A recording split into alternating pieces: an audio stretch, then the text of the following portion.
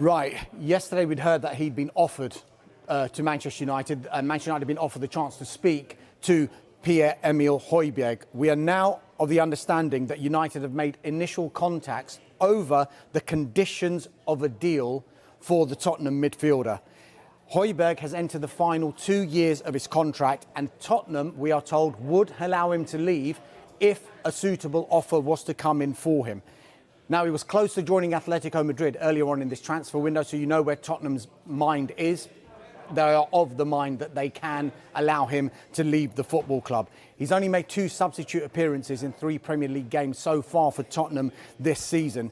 Ten Hag has worked with Pierre-Emile Højbjerg before. He does like doing that. It appeared on social media, didn't it? A picture of the two of them together, and everyone was like, they've worked together before. And it's quite obscure, this one, because when he managed the Bayern Munich second team, the reserve team, sometimes the team that they use for the youth players to make the grade, he was in charge of that team, was Erik ten Hag, and Pierre-Emile Højbjerg was a midfielder in that team. That was back in 2013.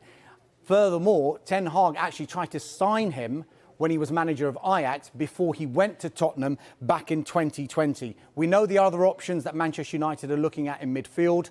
Fiorentina's Sofian Amrabat and Bayern Munich's Ryan Gravenberch.